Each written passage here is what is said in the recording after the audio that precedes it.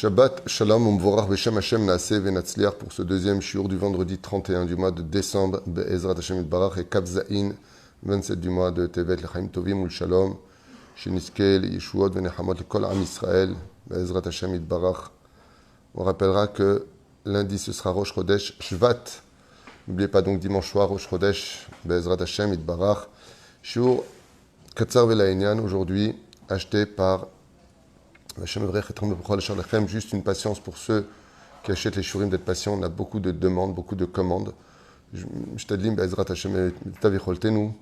Acheté par Sharon Krief Ayekara pour la réussite, la santé et le bonheur pour elle et son merveilleux mari. Un grand remerciement pour la naissance de leur fille Noah Rivka. Soit toujours en bonne santé. Remercier Hachem pour m'avoir donné une bonne grossesse. Kol hakavod, Be'ezrat Hashem, que le mérite de cette étude. Yalet mazalchem kezor arikia, que vous soyez toujours heureux sur le chemin de la Torah et des Mitzvot, vous et tout le peuple d'Israël avec une goula pratit veklalit. Comme je l'ai déjà dit dans le prochain shiur, vous avez le droit de dire à un non-juif bonne année pour lui, mais ce soir pour nous c'est Shabbat, on ne s'embrasse pas, il n'y a pas de festivité dans ce domaine. Ce ne sont pas nos minagim, Am Israël Chai Vekayam, et nous avons une date à nous. Nous sommes en 5782 depuis la naissance d'Adam Arishon, et ça ne nous empêche pas de respecter aussi la date des non-juifs, mais c'est la leur et pas la nôtre, ne l'oubliez pas. Be'ezrat Hashem, quand la Géoula viendra, vous comprendrez ça de façon assez explicite de la part du Mashiach. Shiur, Be'ezrat Hashem, pour la fois, en même temps de tous les malades d'Israël et l'Unshmat Kol Mete Israël, on commence tout de suite avec cette parenthèse importante, à mon avis, de ce que l'on peut trouver dans la Torah de façon très curieuse. C'est que des fois, dans la Parashat Vaïra, on y trouve que Dieu s'adresse à Moshe, et ensuite à Aaron, et des fois on y trouve que Hachem s'adressera d'abord à Aaron et ensuite à Moshe Rabbeinu.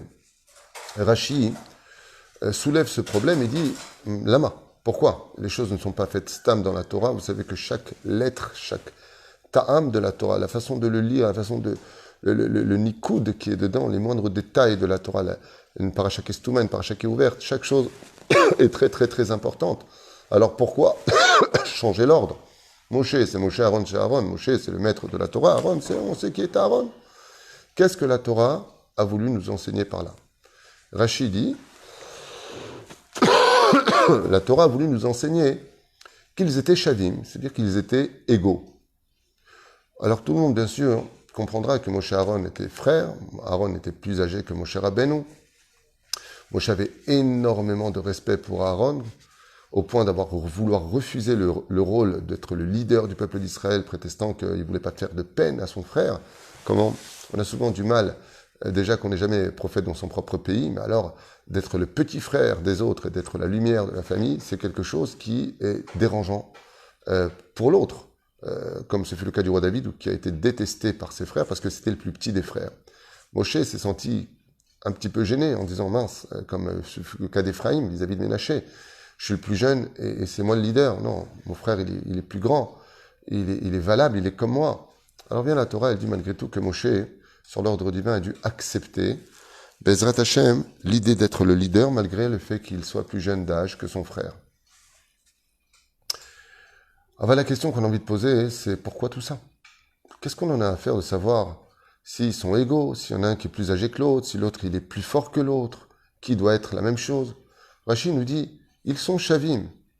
Quand Rashi nous dit quelque chose, c'est-à-dire ils sont égaux, c'est qu'il se cache derrière cela beaucoup d'enseignements. Alors pour ne pas prendre trop de temps, nous on va citer deux raisons avec l'aide d'Hachem. La première chose, c'est que si on nous dit qu'ils sont égaux, mashma mikan que dans le ciel, on en a affaire s'ils sont égaux ou pas les hommes.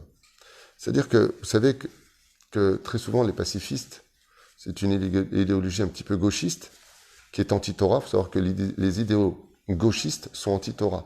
La Torah n'est ni de droite ni de gauche. Elle est au centre de la vérité. Mais souvent, on a l'habitude de dire que tous les hommes sont égaux. Dans la Torah, ce n'est pas vrai. On n'est pas tous égaux. Un Cohen, c'est pas un Lévi. Un Lévi, c'est pas un Israël.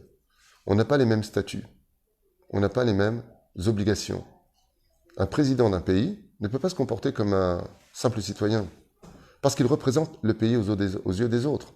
Quand le président de la Hollande, la Finlande, l'Irlande, des États-Unis, de la France, d'Israël, de n'importe quel pays vient quelque part, il ne se représente pas lui. Il se représente, lui, à travers ce qu'il représente derrière. Donc, de dire que nous sommes tous égaux, ce n'est pas juste du tout. Le père, c'est pas le fils c'est pas le petit-fils. Une femme, c'est pas un homme, et un homme, c'est pas une femme. Et quand on mélange tout ça, et qu'on met tout le monde au même niveau, le résultat des courses, ça fait le déluge. Ça fait un amalgame. C'est pour cela, d'ailleurs, que dans la Mishnah, Masechet Avot, à partir du deuxième chapitre, 10, 12e, 13e Mishnah, ça dépendra des livres, et bien là-bas, il y a une grande mahloquette, merci beaucoup, il y a une grande mahloquette, à savoir qui est le plus grand des Tanaïm. Est-ce que Rabbi Elazar était plus grand que Rabbi Eliezer? Est-ce que Rabbi Akiva était aussi plus grand que Rabbi Eliezer ben Orkanos? C'est des questions que s'est posées la Gemara. Oufren ou Yeter Gadol, parce que dans Ta'anit, Rabbi Akiva, il a prié et tout de suite la pluie est descendue, tandis que Rabbi Eliezer a prié, il n'y a rien qui s'est passé. Et donc, vient la Torah et elle nous console. Non, les deux, ils sont chavés, ils sont pas, l'un est plus grand que l'autre. Mais dans le monde d'en haut, on veut nous dire que oui. Par exemple, la Mishnah dans Masechet Avot, 4e chapitre, nous dit un golem ne parle pas devant un chacham. Si tu es face à une personne qui est plus grande que toi, plus intelligente que toi, tu laisses parler lui, pas toi, tu parles en premier. Pourquoi?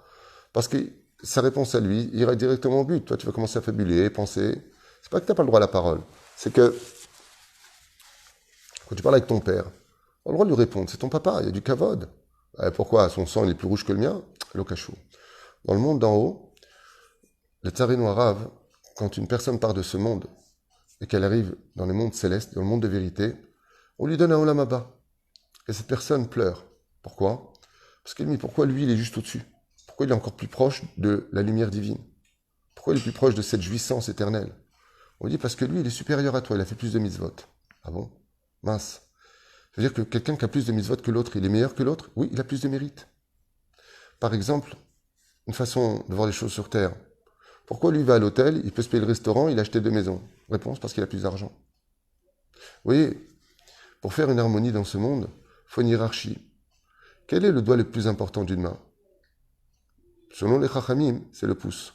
Parce que grâce au pouce, on peut tout attraper. Quel est le plus haut des doigts? C'est le majeur. Quel est le doigt avec lequel on met la bague? C'est le etzba. C'est celui-ci. Ce qui fait que, même si on veut une main qui soit harmonieuse, on verra que chaque doigt est à une hauteur différente l'un de l'autre. C'est pas parce que lui, il est plus petit que moi, je suis supérieur à lui. Mais ça veut dire que malgré tout, si j'ai besoin de prendre quelque chose en hauteur, ma taille me permettra de le prendre. Lui, il faudrait qu'il prenne un tabouret. Donc le fait de dire qu'on est tous égaux, la réponse est non. Dans la Torah, nous ne sommes pas tous égaux. Nous avons des rôles, des postes à occuper et des responsabilités à assumer. Ce qui fait qu'un directeur d'une société va se prendre les disputes du PDG parce que l'ouvrier n'a pas agi. Il va voir l'ouvrier directement et dit non, c'est la responsabilité du directeur. Comme je dis souvent, c'est bien d'être un ouvrier qui jalouse constamment celui qui est le patron. Mais il faut prendre aussi les responsabilités du patron, parce que quand il faut payer, c'est lui qu'on vient voir. La hiérarchie dans la Torah existe à un point où il y a des ministres, il y a les sous-ministres, il y a les armées des ministres, il y a toute une hiérarchie dans le monde supérieur. Et donc, la question, Bémet, c'était de savoir qui est supérieur à qui. Comme on l'a vu avec Réhouven, qui perd son statut de Béchor. Pourtant, il est né le premier. Il perd le statut d'être roi, alors qu'il est né le premier. Il perd son statut d'être Lévi, alors qu'il est né le premier. Il a perdu son statut d'être Cohen, et ainsi de suite. Les hiérarchies existent dans la Torah, tant qu'elles sont respectées. Shtabar Vitale Shmolad. Quand le Rav rentre à la Beth Knesset, ce n'est pas un fidèle qui rentre, c'est le Rav. Comme j'ai expliqué à Natania, le Rav est rentré, personne ne s'est levé. J'ai fait un « Oh, Makar Alachem !» S'il serait rentré un individu avec un Sefer Torah, vous seriez tous levés devant lui. Le Rav, c'est plus qu'un Sefer Torah, dit la Gemara. C'est lui qui l'explique, la Torah. Donc oui, il faut se lever. Et quand c'est une personne ragile, alors c'est une personne infidèle, on ne se lève pas, parce que la halakha ne le demande pas. Si c'est une personne âgée qui passe dans tes Arba Hamot, c'est-à-dire dans les 2 mètres là où tu es assis, Al-Pi halakha, tu dois te lever. Et pourquoi je me lèverai devant lui? Et pourquoi pas devant l'autre? Réponse, parce que c'est une personne âgée. Il acquis plus d'expérience, et ça se respecte. En d'autres termes, respecter l'autre, c'est respecter les hiérarchies. Vous l'avez bien compris. La Torah vient nous dire, là, ils sont égaux. Akadosh Baruch Hu veut montrer dans la Torah quelque chose, une dimension qu'on doit prendre en compte, dit Rashi. Il s'adresse des fois à Moshe et des fois à Aaron. Des fois à Aaron, des fois à Moshe. Pourquoi la Torah fait ça? La Torah est éternelle, elle est profonde, elle est puissante. Pour te dire à quel point chez Dieu, le respect des hiérarchies existe. La hiérarchie dit, hey, ils sont égaux, c'est pour ça que je fais ça. Qu'il ou Rashi a besoin de justifier les psukim de la Torah pour nous éveiller face à cette hiérarchie. Respecte la hiérarchie de l'autre. Un capitaine, c'est pas un commandant. Un commandant, c'est pas un général, c'est pas un colonel. Un colonel, c'est pas un général. Le général, c'est pas un ministre. Le ministre, c'est pas le président. Il y a des hiérarchies. Respecte-les. C'est la première explication de notre Rachamim. La deuxième explication, comment peut-on dire cela? Alors, ça, c'est quelque chose de très important, parce que quand on parle de hiérarchie et d'importance, pourquoi avoir donné la couronne au roi David et pas à ses frères? Parce qu'il était plus humble. Parce qu'il était capable d'aimer ses frères malgré le fait qu'il ait haï. Parce qu'il était responsable, il était berger. Il a toujours eu de la pitié pour les animaux, donc à plus forte raison pour les hommes. Et ainsi de suite. Et la reine, le roi David, il faut expliquer aussi pourquoi il était supérieur à ses frères. Beaucoup plus humble, dit la Gemara, que son grand frère, qui était digne d'être roi.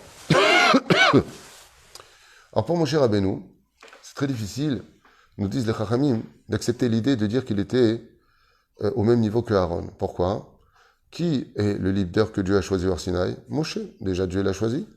Deuxièmement, Moshe était le plus grand de tous les prophètes. Panim el Panim. Aaron, il n'a jamais parlé Panim el Panim avec Dieu. Moshe est unique, c'est le plus grand de tous les prophètes. Donc comment tu peux dire déjà qu'il est au même niveau que Aaron? Comment tu peux dire une chose pareille? Moshe est monté 40 jours et 40 nuits sans boire et sans manger. Aaron n'est jamais monté dans le ciel 40 jours et 40 nuits, 3 fois de suite, sans boire et sans manger comme Moshe Rabbeinu. On dit Torah Tzivalanu Moshe, Morachak Ilat Yaakov. On ne dit pas Torah Tzivalanu Moshe ve Aaron, Morachak Ilat Yaakov. Donc les Chachamim nous disent, il y a un problème avec le fait de dire, comme Rachid va faire comprendre qu'ils sont shavim, qu'ils sont égaux. Asbon itanien, boniré bezrat Hashem, en quoi Aaron il aurait pu être l'égal de Moshe. Et voilà que les sages nous disent que Aaron, lui, par contre, était mélangé et investi à la vie amère des Hébreux. Et que tous les jours, Aaron descendait parmi les Hébreux qui étaient en esclavage, ils vivaient leur misère. Il leur faisait le shalom entre les hommes et leurs prochains, entre l'homme et leurs épouses. Il s'inquiétait pour eux qu'ils aient toujours de quoi manger et de quoi boire, qu'ils aient toujours de l'espoir et le sourire pour le lendemain. Quand il fallait parler au peuple, alors Dieu s'adresse à Aaron, qui était donc plus accessible et plus reçu dans le cœur des Hébreux, car il était investi avec eux, mélangé avec eux, et comprenait depuis le début leur douleur. Mais par contre, quand il fallait parler à Pharaon, ou au ministre de Pharaon dans ses parachutes, alors Dieu s'adresse à Moshe, qui était plus accepté et plus recommandé par son par son existence vécue au palais, où il était proche de Pharaon et de tous les ministres qui le connaissaient parfaitement. Et qu'est-ce qu'on vient apprendre, dit Rashi, que l'un ne va pas sans l'autre. Ça veut dire que nous avons besoin de comprendre qu'ici, l'un ne va pas sans l'autre. Si tu viens me dire qu'ils sont chavim, ça veut dire, comme on l'a dit tout à l'heure, chacun leur rôle à jouer. Quand il s'agit de parler aux Hébreux, étant donné qu'Aaron était accepté et aimé de tous, comme on l'a vu dans la mort d'Aaron, ils vont pleurer tous Aaron, mais pas tout le peuple va pleurer Moshe, seulement les hommes qui étudiaient la Torah. Oh, mais l'un ne va pas sans l'autre. C'est-à-dire que si on n'a pas cette relation entre l'homme et Dieu, comme ce fut le cas de Moshe qui parlera Panim el Panim, et l'homme entre son prochain, c'est Aaron, on apprendra que les deux sont shavim. Mazotomeret, écoutez bien. Ombrim rabotenu alem shalom.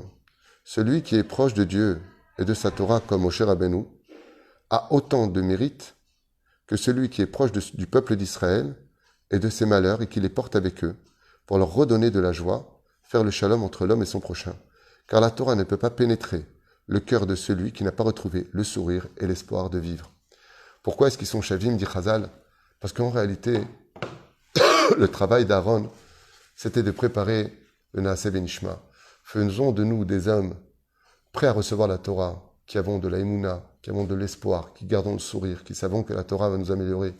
Parce que quand tu prends un homme qui est triste, et tu lui verses de la Torah dedans, ou un homme qui est malade, qui a une pathologie, et tu lui verses de la Torah dedans, il va dire, ok, il est bien ton chidouche, mais il m'a pas résolu mon problème de shlom bayit, d'éducation, d'argent.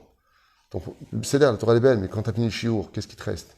Alors vient dire Rashi, dans la vie du juif, il faut être et Aaron, et Moshe, Shavim. Il faut être et celui qui enseigne la Torah, et celui aussi qui remonte le moral des gens, qui adoucit le cœur, qui fait le shalom entre l'homme et son prochain. Oven ish leishto, betalmud Torah keneget kulam. Et la Torah ne peut être complète que si on a les vertus de Moshe et de Aaron. Et tout ça, c'est le commentaire de Rashi en 2 mots. Shavim ayu. Ils étaient les deux. Shavim. Je n'esquais Bezrat Hashem d'avoir ces 2 vertus, d'être un homme entre le relationnel, l'homme et son prochain, l'homme et l'hiérarchie supérieure, quand il faut parler aux nations du monde. C'est Moshe Rabbeinu, quand il faut parler Bilam et Moshe, comme vous l'avez compris, quand il faut parler à des mondes importants, vis-à-vis d'Hachem, l'homme de la Torah, l'homme du Beth Midrash, l'homme de la synagogue, il faut être comme Moshe Rabbeinu. Mais quand tu as des relations avec ton prochain, alors il ne faut plus être comme Moshe Rabbeinu. Il faut être comme Aaron. Ohev Shalom, Verodev Shalom, Ohev et Tebelot Korban Torah. Être celui qui va, comme Moshe, défendre le peuple d'Israël. Mais Aaron, lui, il entrait dans les tentes. Il rentrait à l'intérieur. Et je voudrais juste finir pour faire pour faire honneur à un des plus grands prophètes du peuple d'Israël, Shmuel, ou Shmuel Bekoreshemo.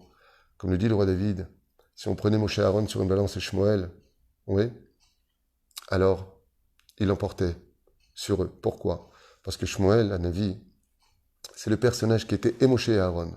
Non seulement il enseignait la Torah partout, mais il descendait dans toutes les villes, dans tous les villages, dans tous les quartiers, là où il y avait des Juifs, non seulement faire la justice, mais faire la paix entre les hommes et leurs femmes, et l'homme et son prochain.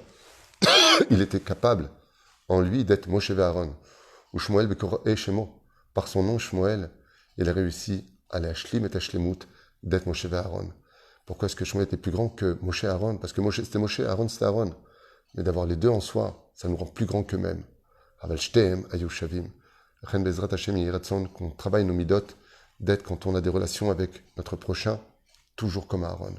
Et quand on a des relations avec notre judaïsme, quand on a des relations avec notre Torah et les mitzvot, Torah Tziva Lanu Moshe, Moacha Keilat Yaakov, d'être comme Moshe Rabbeinu. Baruch Adonai L'Olam Amen, Amen. Ne l'oubliez pas, c'est un enseignement qui vaut de l'or. Très souvent, on peut être quelqu'un de très pieux, mais désagréable dans la société. Des fois, on peut être quelqu'un de très agréable dans la société, mais ne pas avoir de Torah. Ce qu'il faut, c'est les deux ensemble. Shabbat Shalom.